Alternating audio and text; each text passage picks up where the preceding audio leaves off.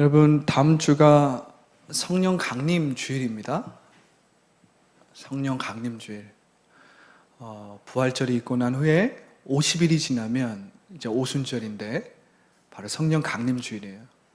특별히 우리 교단에 있어서 굉장히 중요한 절기죠. 오늘부터 다음 주까지 사도행전의 교회의 비전에 대해서 나눌 건데요. 오늘은 첫 번째 사도행전 교회의 비전 첫 번째입니다. 저는 오늘 춤추는 교회, 살아있는 교회의 비전이라는 제목으로 은혜의 말씀을 나누기 원합니다. 춤추는 교회, 살아있는 교회의 비전. 자, 우리 저번 주의 말씀을 좀 생각해 볼까요? 저번 주의 말씀. 하나님께서 의로운 교회의 비전이 있으시다. 이렇게 우리가 함께 나누었는데요. 저번 주 말씀 우리가 복습한다고 생각하고 좀 생각을 해보죠. 하나님은 소돔과 고모라의 울부짖음을 들으시고 사람의 모습을 하시고 이 땅에 두 천사를 데리고 내려오셨죠. 하나님은 소돔과 고모라 땅을 모니터링 하시려고 내려오셨어요. 전지전능한 하나님께서 소돔과 고모라 땅에 일어나는 일을 모르실 일은 없을 텐데, 그죠? 그런데 하나님께서 친히 두 천사를 데리고 내려오신단 말이에요. 그것은 하나님께서 소돔과 고모라 땅에 시간을 주시고 회개할 수 있는 시간, 돌이킬 수 있는 시간을 주시는 거예요. 우리가 저번 주에 말씀을 나누면서 아주 중요한, 우리가 잘 간과할 수 있지만 아주 중요한 질문이 하나 있었죠. 그것이 무엇이었죠? 하나님께서 하나님께서 소돔과 고모라를 가시기 전에 아브라함과 사라를 거쳐서 가신다는 거예요. 하나님은 왜 소돔으로 곧바로 가시지 않고 아브라함과 사라를 거쳐서 가실까? 왜 거쳐서 가실까? 우리가 이것을 함께 나누었잖아요. 딱 이것만 기억하면 우리가 하나님께서 우리에게 어떤 비전이 있는지에 대해서 우리가 생각해 볼 수 있습니다. 하나님께서 아브라함과 사라를 거쳐서 소돔 땅으로 가시는 이유는 세 가지의 비전 때문이다. 세 가지의 비전. 첫 번째는 하나님은 우리를 향한 약속과 축복의 비전이 있으시다. 하나님은요, 여러분들 한 사람 한 사람을 향한 약속과 축복의 비전이 있으십니다. 여러분 이것을 믿으십니까? 여러분들 한 사람 한 사람을 위해서 하나님은 하나님의 그 크신 뜻 안에 여러 갈래의 비전과 꿈을 주셨어요. 여러분들 한 사람 한 사람 약속과 축복의 비전이 있습니다. 여러분들은 그것을 찾고 구하고 문을 두드리듯이 보화를 발견한 밭의 농부처럼 찾아내야 돼요. 할렐루야. 그것을 발견해내야 돼요. 여러분들이 받아야 될 유업이고 축복입니다. 지분이에요. 여러분들 통장에 얼마가 있는지 모르겠지만 최소한 달란트, 1달란트가 있다니까요. 그 지분을 찾아내야 돼요. 여러분 1달란트 결코 적은 것이 아닙니다. 현대의 돈으로 환산하면 최소한 3, 40억은 된다라고 그러죠. 엄청난 거죠. 그만한 가치가, 그만한 축복이, 그만한 약속이 여러분들의 삶에 있다는 거예요. 하나님은 소돔과 고모라 땅을 가시기 전에 사라에게 내년 이맘때에 내가 아들을 낳을 것이다. 사라는 비웃었지만 하나님은 사라에게 축복을 하시면서 그렇게 될 것이다 라고 하셨죠. 자, 두 번째, 하나님은 성령의 불을 가진 교회의 비전이 있으세요. 성령의 불을 가진 교회의 비전. 성령의 불의 본질이 제가 뭐라고 했죠? 사랑입니다. 여러분, 사랑만큼 강력한 건 없는 거예요. 그 어떤 능력으로든 우리의 죄를 없이 할 수 없고요. 그 어떤 능력으로든 우리의 이미 굳어진 마음과 생각을 바꿀 수 없습니다. 무엇이 우리를 바꾸냐? 사랑이 바꾸는 줄 믿습니다. 성령의 본질은 사랑이에요. 성령을 통해서 나오는 모든 능력들이 다 모습은 다를 수 있지만 그 본질은 뭐라고요? 사랑. 그 사랑이 있으면 여러분들은 능력 있게 행하는 사람이 될 수 있는 것입니다. 할렐루야. 하나님은 소돔과 고모라 땅을 가시기 전에 아브라함의 이 사랑의 중보를 거쳐서 가세요. 이게 하나님이 일을 하시는 방법이에요. 일을 하시는 방법이에요. 하나님께서 부흥을 일으키시는 그 역사를 보면 하나님께서 미리 몇 년 전부터 하나님의 신실한 사람들 한두 사람을 통해서 기도를 하셨더라고요. 기도를 시키셨어요. 그러니까 우리는 부흥이 일어난 그 장면만을 보죠. 그런데 그 부흥의 배후에는 이미 몇 년 전부터 기도해왔던 사랑의 기도가 쌓여 있었다라는 거예요. 이게 놀랍지 않습니까? 항상 부흥은 그러한 일이 있습니다. 항상 부흥은 그러한 일이 있어요. 이 부흥을 우리가 잘 보세요. 부흥의 정말 모델이라고 할 수 있는 것이 오순절 성령의 부흥, 오순절 성령인데 이 오순절 성령은 예수 그리스도의 피, 예수 그리스도의 그 사랑의 중보로서 이루어진 사건이에요. 그냥 아무 대가 없이 이루어지는 게 없어요, 여러분. 부흥은 그러한 사랑의 기도로 이루어지는 겁니다. 그래서 하나님은 아브라함의 사랑의 기도를 거쳐서 소돔과 고모라 땅을 가셨어요. 자, 세 번째, 하나님은 의로운 교회의 비전이 있다고요. 의로운 교회의 비전. 제가 어제가 아니죠. 저번 주에 말씀을 전하면서 그 말씀이 제 마음에 딱 바뀌었습니다. 제 마음판에 딱 바뀌었어요. 하나님은 의로운 교회의 비전이 있으시구나. 의로운 교회의 비전이 있으시구나. 하나님은 의로운 리더십의 비전이 있으십니다. 하나님은 의로운 성도의 비전이 있으시고요. 하나님은 의로운 다음 세대의 비전이 있으세요. 여러분, 소돔과 고모라라는 땅은 의인 10명, 그러니까 1%의 의인이 없어서 멸망한 고대 도시입니다. 하나님은 영향력 있는 10명의 의로운 기독교인의 비전이 있어요. 할렐루야. 하나님은 영향력 있는 10개의 의로운 교회의 비전이 있었어요.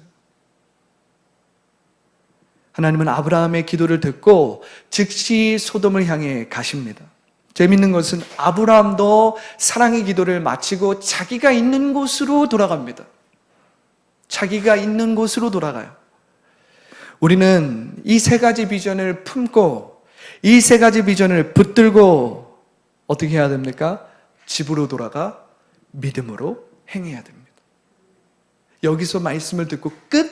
아니, 그게 아니고 집으로 돌아가서 오늘 아브라함처럼 하나님은 소돔으로 가셨고 아브라함은 자기가 있는 곳으로 갔어요. 이 비전을 여러분들이 품고 끝나는 게 아니라 집으로 돌아가서 일터로 돌아가서 나의 삶의 자리로 가서 믿음으로 행해야 됩니다. 할렐루야. 자, 지금까지가 우리가 저번 주 말씀을 복습한 거예요. 자, 이제 좀 새록새록 기억이 나시죠? 자, 의로운 교회에 다음에 주신 비전은 춤추는 교회, 살아있는 교회의 비전입니다. 춤추는 교회, 살아있는 교회의 비전. 춤추는 교회, 살아있는 교회의 비전은 성령의 영으로 자유하고 하나님에 대하여 살아있는 교회입니다. 할렐루야. 제가 오늘 찬양을 부르는데 이곳을 주목하소서, 임재의 찬양을 내가 부르는데 하나님께서 정말 우리를 주목하고 계신 것 같아요. 우리 청년을 주목하고 있고 우리 성도님들 한 사람 한 사람을 주목하고 있고 하나님께서 그 영혼 한 사람 한 사람을 얼마나 귀하게 보시고 주목하고 계신지 제 마음이 그 하나님의 그 마음과 살아계신 하나님의 그 인격적인 부분이 느껴지니까 정말 하나님께서 춤추는 교회, 살아있는 교회의 비전을 가지고 계시구나. 이것을 느끼는 겁니다. 자, 우리가 오늘 말씀을 좀 살펴보겠습니다. 오늘 말씀을 쭉 보면서 춤추는 교회, 살아있는 교회의 비전이 어떻게 이루어지는지 함께 볼 수 있습니다. 자, 오늘 우리가 본문으로 한번 들어가 봅시다. 다윗이 온 이스라엘의 왕으로 집권하기 30년 전에 이스라엘은 어이없게도 블레셋 군대에게 하나님의 언약궤를 빼앗겼습니다. 30년 전이에요. 당시 이스라엘 백성은 엘리 제사장이 이끌고 있었어요. 이스라엘과 엘리 제사장의 아들들은 법궤를 전쟁의 승리를 가져오는 어떤 미신처럼 내세우다가 아주 어이없게 블레셋 군대의 언약궤를 빼앗겨 버립니다. 엘리의 아들들은 사로잡혀 죽었고 엘리 제사장 그 소식을 듣고 앉아있던 자리에서 뒤로 넘어져서 목이 부러져 죽었습니다. 참혹하죠. 굉장히 참혹해요. 하나님의 언약궤는 블레셋 사람들의 손에 돌고 돌아서 아비나답의 집에 오랫동안 보관되었어요. 20년에서 30년 이상을 보관되었습니다. 다윗은 이젠 하나님의 언약궤를 예루살렘 성으로 가져오려고 합니다. 왜냐하면 다윗성은 다윗이 통치하는 일만 하는 장소가 아니라 하나님이 경배를 받아야 하는 장소이기 때문에. 할렐루야. 여러분, 교회는 우리가 사역을 하고 전도도 하고 그렇지만 교회는 하나님의 임재가 있고 하나님이 경배받으시는 장소입니다. 할렐루야. 이 교회는요, 우리가 열심히 사역도 하고 전도도 하고 성경적인 어떤 프로그램도 해야 되지만은 교회는 하나님을 향한 살아있는 기도가 끊임없이 향기로 올려지는 곳이에요. 할렐루야. 우리의 사명과 일의 모든 목적은 하나님을 경배하고 그분의 이름을 영화롭게 하는 거예요. 이것을 믿으십니까? 그분의 이름을 영화롭게 하는 거예요. 따라서 우리가 사는 가정, 우리가 일하는 모든 일터, 우리가 일하는 모든 장소는 우리가 일만 하는 곳이 아니라 하나님께서 경배를 받으시고 우리가 하나님과 동행하고 하나님의 이름을 영화롭게 하는 장소가 되어야 해요. 할렐루야. 다윗은 이것을 알았기 때문에 하나님의 은총과 축복을 많이 받은 거예요. 다윗은 이것을 알았어요. 다윗은 이제는 하나님의 언약궤를 다윗성으로 가져오려고 합니다. 그런데 오늘 우리가 본문을 보니까 문제가 생겼어요. 문제가 생겼습니다. 예상을 벗어나고 이해하기 어려운 아주 중대한 문제가 발생했어요. 다윗과 그의 군대가 아비나답의 집에서 이 언약궤를 소들이 모는 수레에 싣고 가고 있었어요. 그때까지는 하나도 문제가 없어 보였어요. 그때까지는. 다윗과 백성들은 가지고 온 악기들로 여호와 앞에 찬양을 드렸어요. 그런데 언약궤를 실은 수레가 나곤의 타작마당에 들어갔을 때 소들이 휘청거리고 소들이 막 뛰기 시작했어요. 그 순간 하나님의 언약궤가 흔들렸고 옆에서 하나님의 언약궤를 지키고 있었던 우사가 이 하나님의 언약궤를 지킨답시고 거룩한 언약궤를 붙들자마자 우사가 그 곁에서 죽게 되었습니다. 죽게 되었어요. 오늘 우리가 이 본문을 보면서 하나님이 무슨 일을 하고 계실까? 하나님께서 이 말씀을 통해서 우리에게 주시는 메시지가 무엇일까? 하나님이 지금 우리에게 무슨 말씀을 하시려고 이 사건을 우리 가운데 보여주실까? 우사는 왜 죽었을까? 이 우사의 죽음이 우리 가운데 충격적이고 두려운 이유는 이 우사의 죽음이 갑작스럽고 우발적인 사건이기 때문입니다. 이 사건이 어떤 서사가 있어서 우사가 이러한 잘못 때문에 죽었다 이렇게 되면 우리가 덜 충격을 받고 우리가 덜 두려울 텐데 우사의 죽음이 너무나도 우발적이고 갑작스러워요. 그러니까 우리의 마음이 어떻습니까? 두렵고 떨리고 불안하죠. 왜요? 너무 우발적으로 예상을 벗어난 죽음이기 때문에. 우리가 아는 하나님은 어떤 분이십니까? 하나님은 은혜로우시고 자비하시고 인자가 풍성하시죠. 하나님은 죄인이 회개하여 돌아오는 것을 기뻐하시고 악인의 죽음을 기뻐하지 않으십니다. 악인이 돌이키는 것을 기뻐하세요. 하나님은 오랫동안 참아주시는 하나님이세요. 이런 하나님에 대한 이미지와 이 우사의 죽음의 이 사건을 매치해서 조화롭게 이해하는 것은 어렵습니다. 어려워요. 우사의 죽음에 대해서 완벽하게 만족스러운 답을 하는 것은 불가능합니다. 그런데 그렇다고 해서 이 사건에 해답이 없는 것은 아니에요, 여러분. 우리는 항상 성경을 볼 때 이야기의 맥락으로, 성경적인 맥락으로, 하나님의 성품의 맥락으로 성경을 봐야 돼요. 그러면 우리가 100% 이럴 것이다라는 답을 찾을 수는 없지만 거의 하나님의 뜻에 근접한 해답을 해석할 수 있고 찾아낼 수 있습니다. 할렐루야. 하나님의 성품과 성경적인 맥락으로 볼 때 우사의 죽음은 인간적이고 순간적인 감정으로 일어난 우발적인 사건이 아니에요. 이것은 갑자기 예상을 빗나간 일시적인 사건도 아닙니다. 우사의 죽음은 오래전부터 예견되어 있었던 거예요. 우사의 죽음은 오래전부터 예견되어 있었습니다. 여러분, 성경이 뭐라고 합니까? 그날이 도적같이 이를 것이다 라고 그러잖아요. 그러니까 우리가 이 말씀을 모르는 사람에게는 그것이 우발적인 사건이고 일시적인 사건이고 그래서 두려운 거죠. 그런데 그 말씀을 아는 우리에게는 그 사건, 그 하나님의 나라가 도적같이 임하겠다라는 그 말씀은 두려움으로 느껴지기보단 준비로 보이는 거예요. 아, 우리는 준비해야 되는구나. 아, 우리는 신실하게 믿음을 지켜야 되는구나. 아, 우리는 인내해야 되는구나로 느껴지는 거예요. 그런데 그 말씀을 모르는 사람에게는 그것이 두렵죠. 한 치 앞을 내다볼 수 없이 불안하죠. 두려운 거죠. 여러분, 우사의 죽음은 오래전부터 예견된 거예요. 오래전부터 예견된 거예요.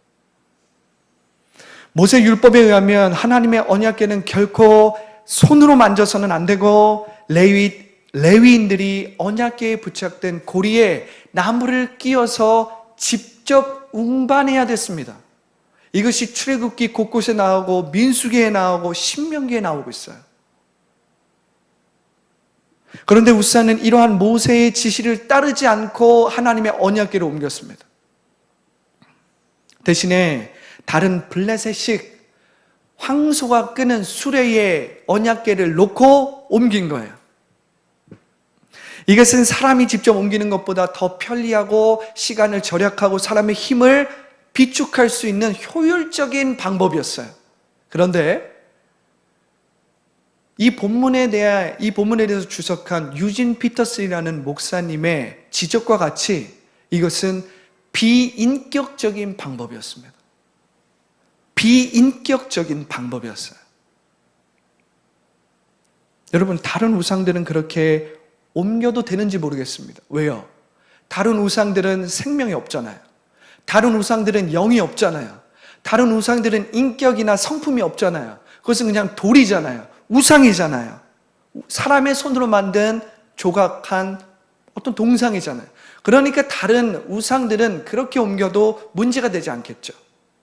그런데 하나님의 언약궤는 그렇게 옮겨서는 안 되었어요.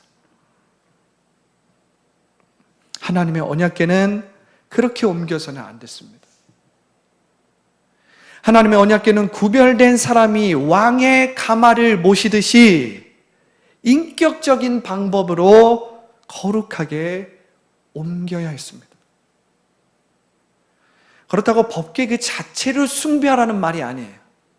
그 법궤가 증거하고 있는 그 성물들을 우리가 거룩하게 대해야 된다는 것입니다.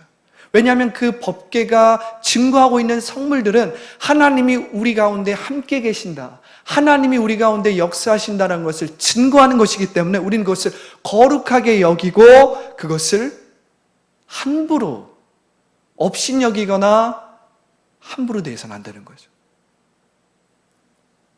여러분, 우리가 하나님의 언약궤를 잠깐 생각해 보겠습니다. 하나님의 언약궤는 조각목으로 만든 직사각형의 궤였어요.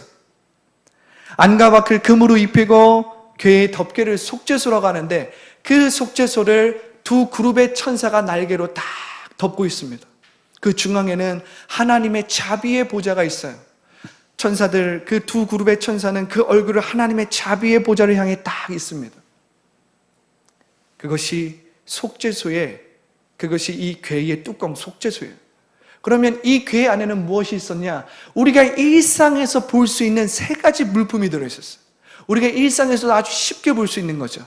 두 돌판, 빵과 같은 만나, 나무, 긴 나무 지팡이. 우리가 일상에서도 얼마든지 볼 수 있는 것이잖아요.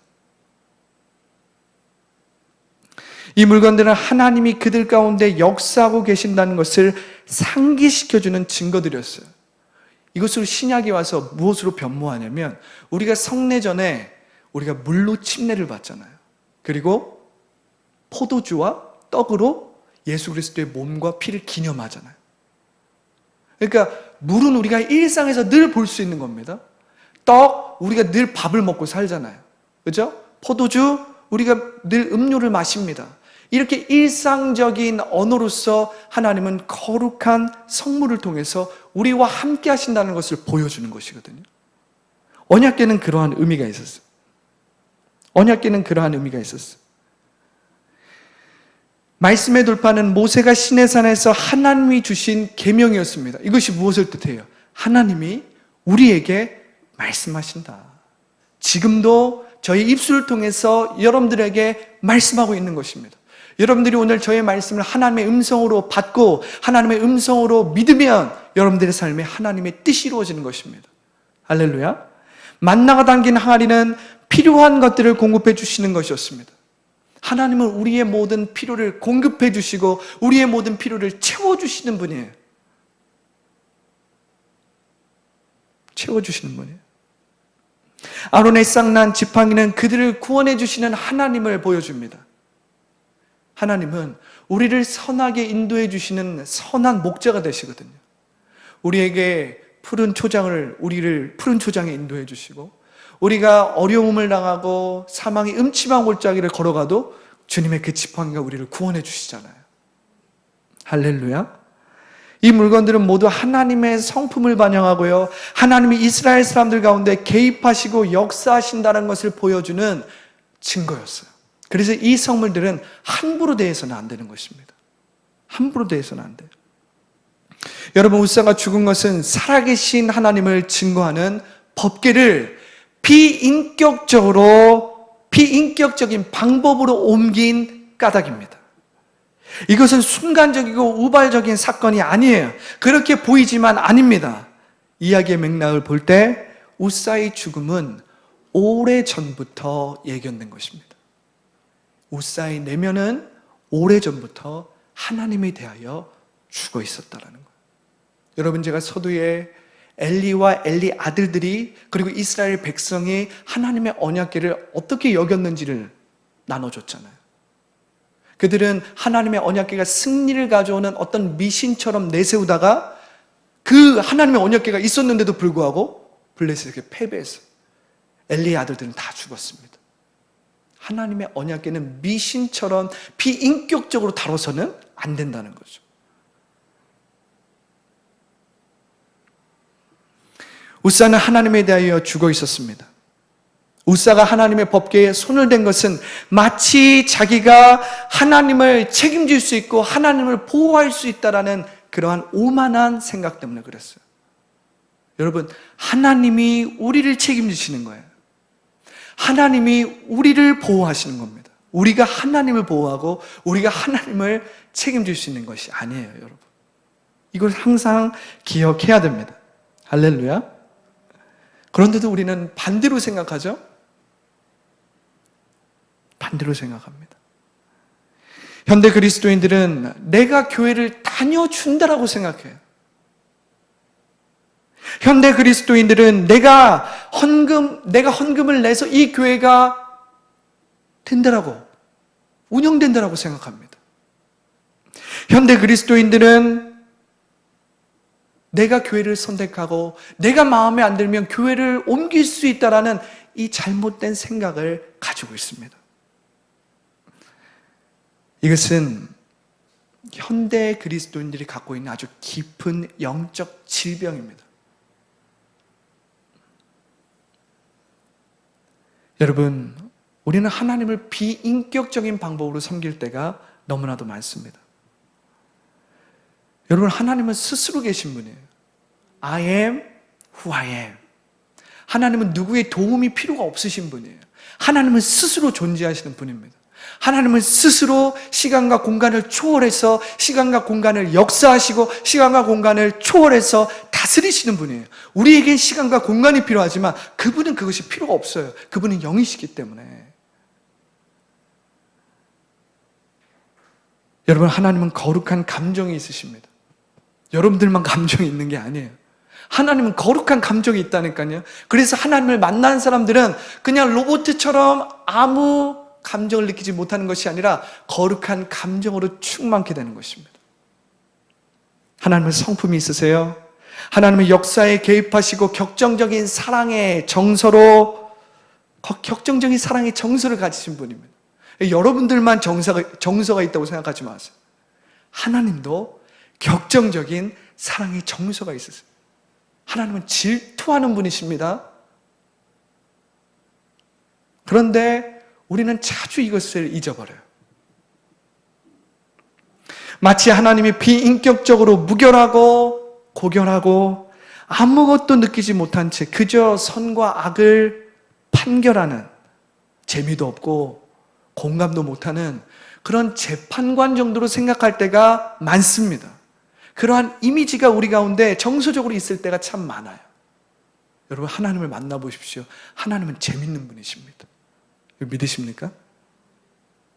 하나님은요, 감정 있으신 분이에요. 하나님은 공감하시는 분이십니다. 하나님은 기쁨과 슬픔, 순수한 열정과 거룩한 분노를 가지고 살아계신 분이신 줄 믿습니다.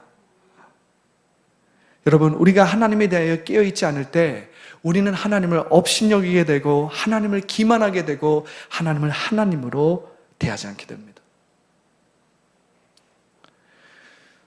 소위 큰 사역을 하는 지도자들이 하나님을 비인격적인 방법으로 대할 때가 참 많아요. 소위 큰 사역을 하고 있다라는 지도자들 중에 하나님을 비인격적인 방법으로 섬기는 사람이 참 많습니다. 하나님에 대하여 죽어있는 그들의 감정과 생각이 그것을 말해줍니다. 자기가 하는 일을 돌아보지 않습니다. 권력과 물질로 교단의 법을 무시하고 자의적인 계획으로 교회를 치리합니다. 마음에 들지 않으면 기존의 조직과 시스템도 바꿔버려요. 하나님의 생각이나 마음은 고려하지 않는 거예요. 이는 마치 신약의 지도자였던 사두개인이나 바리새인들이 예수님을 하나님의 아들로 인정하지 않았던 것과 똑같은 거예요. 똑같은 거예요. 예수님 당시에 많은 신앙인들이 웃사와 같은 죄를 범했습니다. 이는 그들이 하나님을 종교적인 방법으로 비인격적인 방법으로 섬긴 까닭이고 하나님이 하시는 일을 미신이나 전통을 지키는 외식으로 생각했기 때문입니다. 여러분, 우리가 하나님을 진정 인격적으로 대할 때 우리는 그만큼 하나님에 대하여 살아있게 되는 거예요. 할렐루야. 의무와 형식은 그 자체로 나쁜 것은 아닙니다. 그런데 의무와 형식이 목적이 되어버리고 의무와 형식만 낳는다면 이는 회칠한 무덤이 되는 거예요. 회칠한 무덤이 무엇입니까? 예수님께서 바리새인과 사두개인을 향하여서 너희는 회칠한 무덤과 같다라고 그랬거든요. 회칠한 무덤은 속은 무덤이지만 겉에 회를 치러 놔서 햇빛이 비추면 아름답게 보여요. 그러니까 겉은 그럴듯하게 보이지만 속은 무덤처럼 죽어 있다라는 것입니다. 죽어 있다라는 거예요. 이것은 하나님에 대해서 우리의 내면이 죽어 있다라는 의미입니다. 자, 이제는 우리가 웃사에 대해서 살펴봤는데 이제는 다윗에 대해서 좀 살펴봐야 됩니다. 자, 오늘 본문에 보면 웃사의 죽음, 하나님께서 웃사를 충돌하시자 다윗이 어떻게 했습니까? 다윗이 분노했어요. 다윗이 화를 냈습니다. 그런데 다윗이 하나님 앞에 화를 냈는데 다윗은 웃사처럼 죽지 않았습니다. 왜 그렇습니까? 왜 다윗은 죽지 않았습니까? 다윗은 적어도 하나님을 인격적으로 두려워했기 때문에 그래요. 다윗은 인간적이고 인격적인 반응을 할 줄 아는 사람이었어요. 여러분, 다윗은 어떤 모습이나 마음으로든 다윗은 하나님 앞에서 화를 낼 줄 알았고요, 춤을 출 줄 알았고요, 기뻐할 줄 알았고요, 회개할 줄 알았습니다. 다윗은요, 하나님 앞에 화도 낼 줄 알았고요, 기뻐할 줄도 알았고요, 회개할 줄도 알았고요, 춤을 출 줄도 알았습니다. 그만큼 다윗은 하나님을 인격적으로 인정했어요. 그만큼 다윗은 하나님을 인격적으로 섬겼다고요. 여러분, 춤출 수 있다는 것은 하나님 앞에 자유하다는 것입니다. 여러분들이 하나님을 인격적으로 섬기기 시작하면 여러분들이 집에서도 하나님의 이름을 자유롭게 부를 수 있습니다. 할렐루야.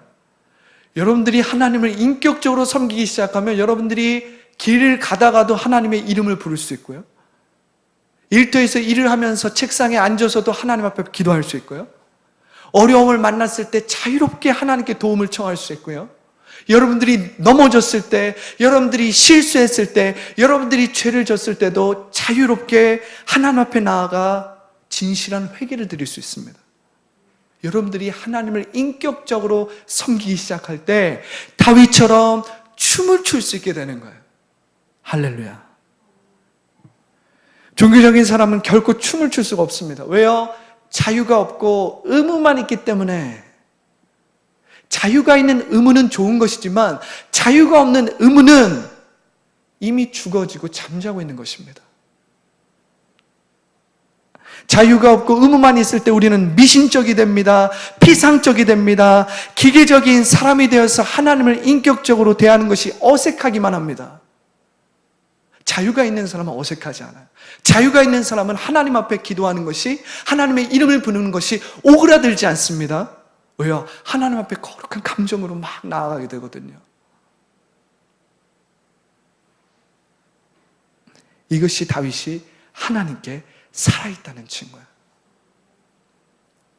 다윗의 기도는 시가서처럼 살아있는 기도요, 거룩한 감정으로 움직이는 기도요, 고통과 화난 감정을 쏟아내는 기도요, 하나님 앞에 회개하는 정직한 기도였어요. 저는 여러분들이 이 기도를 하기 원합니다. 다윗은 하나님에 대하여 살아있는 한 사람이면서도 온 이스라엘의 왕이었어요. 하나님 앞에 살아있는 한 사람이면서도 온 이스라엘의 왕이었다니까요. 춤추는 교회, 살아있는 교회의 비전은 다윗의 이 자유로운 모습과 같습니다. 여러분, 춤추는 다윗을 한번 상상해 보세요. 역동적인 이 다윗의 모습을 한번 상상해 보세요. 신나지 않습니까? 신나지 않아요? 춤추는 교회는 얼마나 하나님 앞에 자유하고 살아있는가. 이스라엘 백성은 이 춤추는 다윗을 보면서 무슨 생각을 했을까?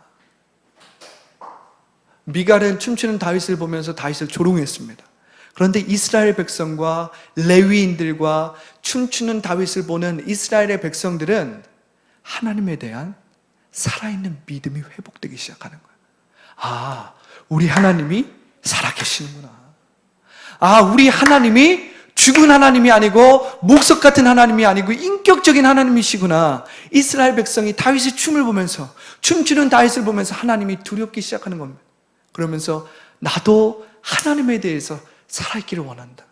나도 하나님을 저렇게 찬양하기 원한다. 나도 하나님을 저렇게 경배하기 원한다. 이렇게 하나님을 향한 살아있는 마음이 막 일어나기 시작하는 거예요. 여러분, 춤추는 교회, 살아있는 교회의 비전은 바로 이런 것입니다. 여러분들이 자유롭게 하나님의 이름을 외치고, 여러분들이 자유롭게 여러분들의 가정에서, 직장에서, 여러분들의 삶에서 하나님의 이름을 부르고 하나님을 찾고 하나님을 예배하는 거예요. 할렐루야.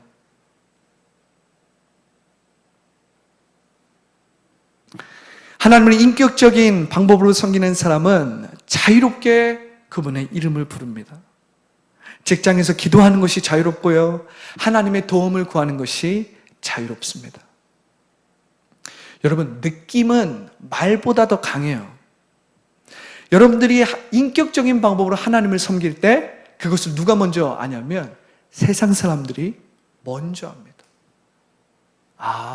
그것을 말로 하진 않고 본인들이 교회에 가지 않아도 마음 가운데 느낌으로 와요. 하나님이 살아계시긴 한가 보다. 저 사람이 저렇게 하나님을 두려워하고 하나님 앞에 저렇게 자유롭게 고백하고 저렇게 자유로운 모습으로 기도하는 걸 보니까 하나님이 살아계신 한가 보다. 이것을 사람들이 먼저 합니다. 할렐루야. 여러분, 춤추는 교회, 살아있는 교회의 비전은 이처럼 깊은 만족과 멈출 수 없는 축복의 교회입니다. 자, 우사의 충격적인 죽음은 곧 다윗과 온 이스라엘 백성들을 하나님에 대하여 깨어있게 만듭니다. 다윗은 법궤를 보관하고 있던 오베데돔의 집이 복을 받았다는 소식을 듣고 다시 사람들을 소집합니다. 그러나 이번에는 다윗은 제사장 사독과 아비 아달을 불러요. 그리고 레위인들을 앞세웁니다. 다윗은 하나님의 법궤는 하나님이 말씀하신 대로 옮겨야 하며 하나님께 구별된 사람들이 옮겨야 하며 성결하고 정결한 마음으로 옮겨야 함을 깨닫습니다. 할렐루야. 제가 역대상 15장 11절부터 14절을 읽어드리겠습니다. 역대상 15장 11절부터 14절은 이렇게 기록되어 있어요. 다윗이 제사장 사독과 아비 아달을 부르고 또 레위 사람 우리엘과 아사야와 요엘과 스마야와 엘리엘과 암미나답을 불러 저에게 이르되 너희는 레위 사람의 족장이니 너희와 너희 형제는 몸을 선결케 하고 내가 예비한 곳으로 이스라엘 하나님 여호와의 궤를 메어 올리라.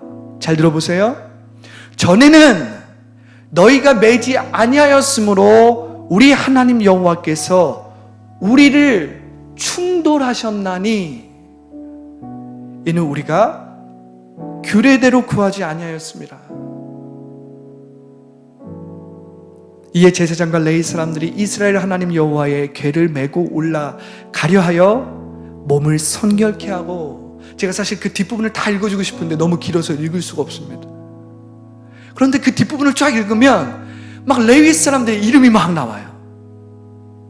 레위인들의 이름이 막 나열됩니다.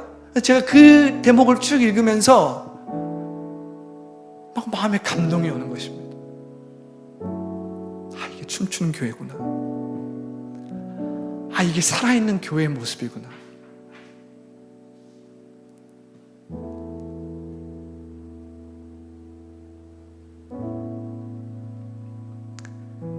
이 우사의 죽음이 있고 이 3개월 후에 다윗이 다시 사람들을 모으고 하나님의 언약궤를 옮길 때 다윗은 이렇게 얘기합니다. 전에는 너희가 매지 아니하였으므로 하나님이 우리를 충돌했다. 참 재밌는 말입니다. 다윗이 우사를 충돌했다고 말하지 않고 우리를 충돌했다라고 말하는 거예요. 우리를 충돌했다. 다윗은 우사를 충돌한 게 아니라 우리를 충돌했다라고 이야기하는 거예요. 여러분, 다윗은 우사의 죽음을 우사의 한 사람의 죽음으로만 생각하지 않는 거예요. 하나님의 이 궤를 매지 않은 그 죄를 웃사의 한 사람의 죄로만 생각하지 않는 것입니다.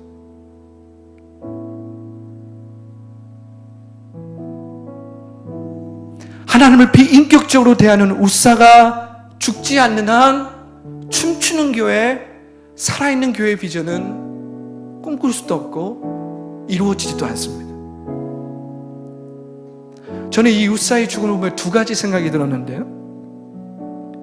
한편으로 이 웃사의 죽음은 제 마음을 두렵게 하고 숙연하게 하고 회개하게 했습니다.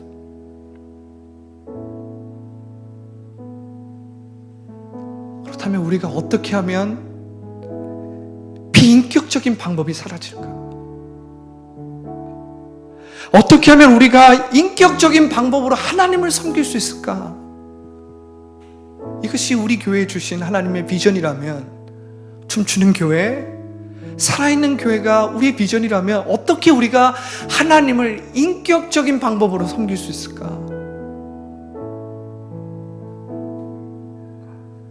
여러분, 회개의 눈물 없이는 비인격적인 방법은 사라지지 않습니다. 회개의 눈물 없이는 이 비인격적인 방법이 우리 안에서 계속 있습니다. 설교를 들어도,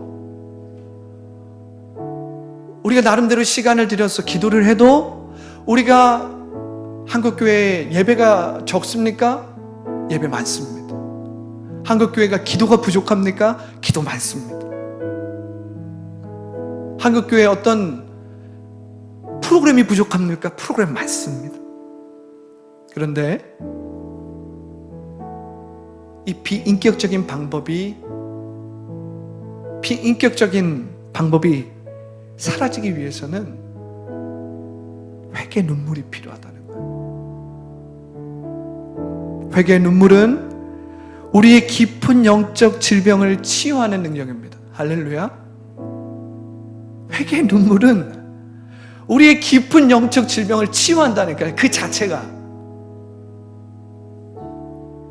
여러분, 회개의 눈물이 메말랐다면 그것을 회복하기 바랍니다. 기도의 눈물, 찬양의 눈물, 감사의 눈물, 감격과 기쁨의 눈물, 이 눈물을 회복하는 여러분들이 모두 되기를 예수님의 이름으로 축복합니다. 여러분, 성령의 영이 계신 곳에는 자유함이 있어요. 왜냐하면 성령은 인격이기 때문에 그렇습니다. 여러분, 회개하면 자유가 임하죠. 그 이유는 우리가 인격이신 하나님을 만나기 때문에 그래요. 성령은 영이기 때문에, 인격이기 때문에 자유가 임하는 거예요. 성령의 깊은 터치를 느낀 사람은 자유함을 경험합니다. 기도의 자유함, 예배의 자유함, 경배의 자유함입니다. 성령이 주시는 놀라운 자유함을 경험하는 모든 여러분이 되기를 예수님의 이름으로 축복합니다. 기도하겠습니다. 오늘 우리가 기도할 때에 주여, 회개의 눈물이 회복되게 하여 주시옵소서. 감사의 눈물이 회복되게 하여 주시옵소서. 기쁨과 감격의 눈물이 회복되게 하여 주시옵소서. 우리 주님의 이름 세 번 외치고 간절히 기도하겠습니다. 주여, 주여, 주여. 좋으신 하나님 감사합니다. 오늘 우리 안에 메마른 회개의 눈물이 회복되기를 원합니다. 오늘 우리 안에 메마른 감사의 눈물이 회복되기 원합니다. 기쁨의 눈물이 회복되기 원합니다. 감사의 눈물, 기쁨의 눈물. 주님, 우리의 회개의 눈물이 메말랐다면 그것을 회복하게 하여 주시옵소서. 회복하게 하여 주시옵소서. 성령 있는 곳에는 자유함이 있습니다. 성령은 영이시고 인격이시기 때문입니다. 성령의 깊은 터치를 맛보아 알게 하여 주시옵소서. 성령의 깊은 터치가 임할지어다. 성령의 깊은 터치가 임할지어다. 성령의 깊은 터치가 임할지어다. 성령의 깊은 터치가 임할지어다. 주의 영이 있는 곳에는 자유함이 있나니 성령의 깊은 터치를 통해서 놀라운 자유함이 지금 이 시간 임하게 하여 주시옵소서.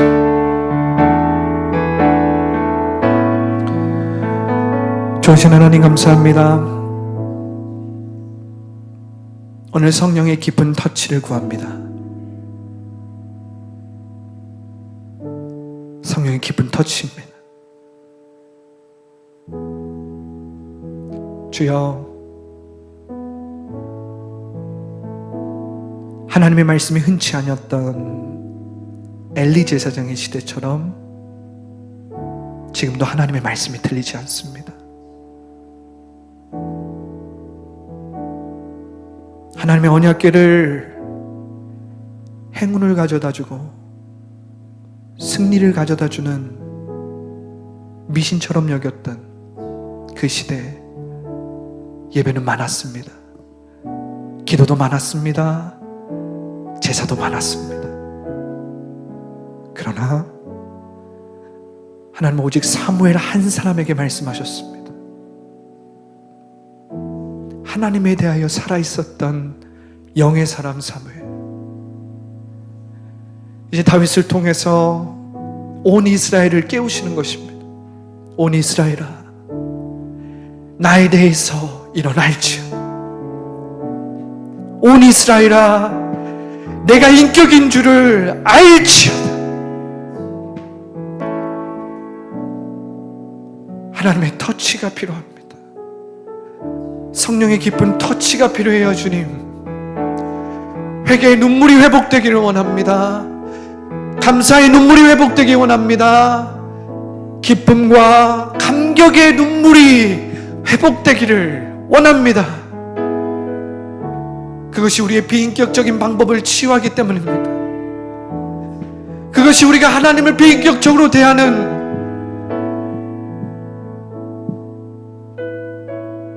우리 안에 있는 우사의 영을 죽이기 때문입니다. 우사의 영이 예수님의 이름으로 예수님 안에서 죽기를 원합니다. 그리고 예수님과 함께 그 격정적인 사랑으로 충만하신 주님과 함께 일어나기 원합니다. 깨어나기 원합니다. 눈을 뜨기 원합니다. 성령으로 충만하기 원합니다. 주여, 더 라이프 교회 춤추는 교회가 되게 하여 주시옵소서.